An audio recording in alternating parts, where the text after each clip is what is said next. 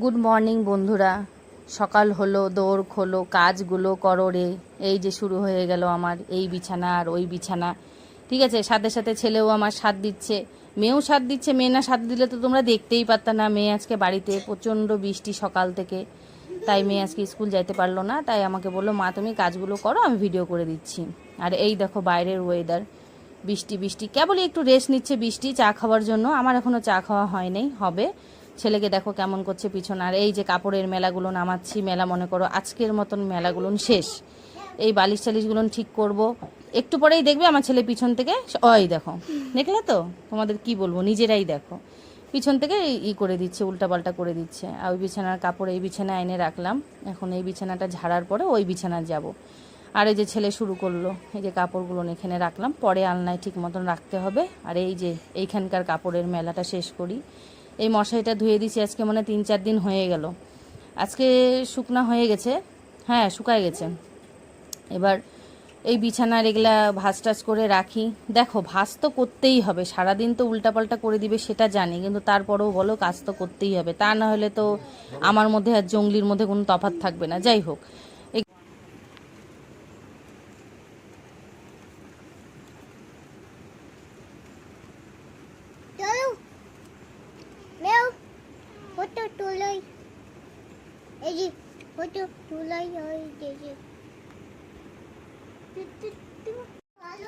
ওই বিছানার কাজগুলো শেষ হলো, এখন এই বিছানাটার কাজ করি।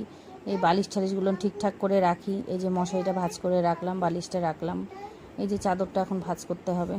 যাই হোক, এই কাপড় চোপড়গুলো সব এক জায়গায় করে রাখার পরে এই চাদরটা ভাঁজ করি। আর চাদরটা দিয়ে যা গন্ধ করতেছে না, তোমাদেরকে বলে বুঝাইতে পারবো না। ঘরে রোদ্দু না থাকলে কাপড়ের যা হয় আর কি, যতই তুমি ফ্যানের হাওয়ায় শুকাও তারপরেও কাপড় দিয়ে একটা কেমন জিনিস গন্ধ করে, ভালো লাগে না, বমি এসে যায় গন্ধে।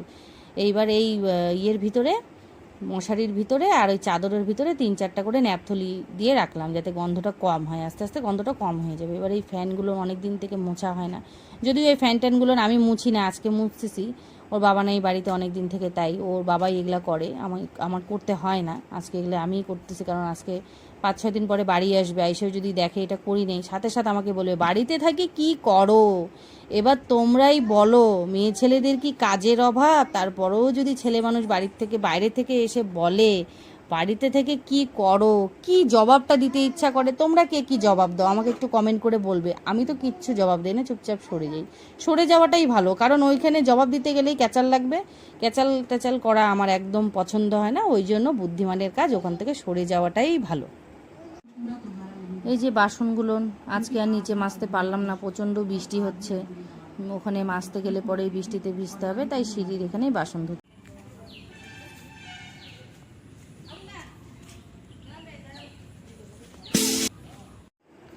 বর মানেই মজার মজার খাবার জিনিস, জানো তো। এই যে আজকে বাড়ি আসলো 4-5 দিন পর, নিয়ে আসলো চিংড়ি মাছ, শ্যাম্পুর প্যাকেট, তেলের প্যাকেট, এটা হচ্ছে সস 3-4 রকম, না সস না, সরি, এটা হচ্ছে 3-4 রকমের স্যুপের প্যাকেট, ঠিক আছে। আর এই যে সাবুর পাপড় নিয়ে আসলো।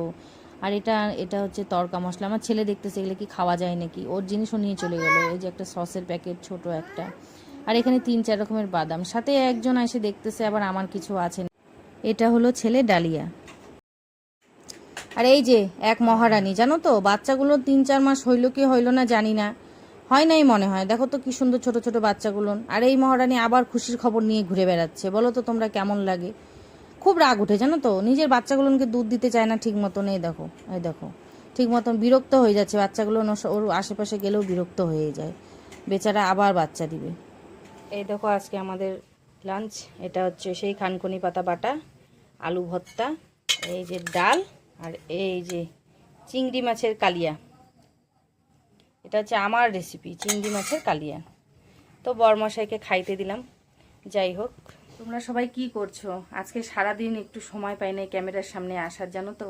অনেক রকম কাজ ছিল, অনেক রকম সমস্যা ছিল, কাজ ছিল। যাই হোক, এখন রাত্রে খাওয়া দাওয়া চলছে, ছেলের খাওয়া দাওয়া হয়ে গেল, এখন ওর বাবা খাচ্ছে, আর একটু পরে আমরা খাবো।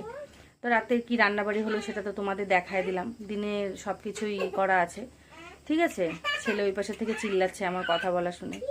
তো আজকের মতন এখানেই শেষ করছি, দেখা হচ্ছে কালকে নতুন একটা ভিডিওর সাথে। Good night.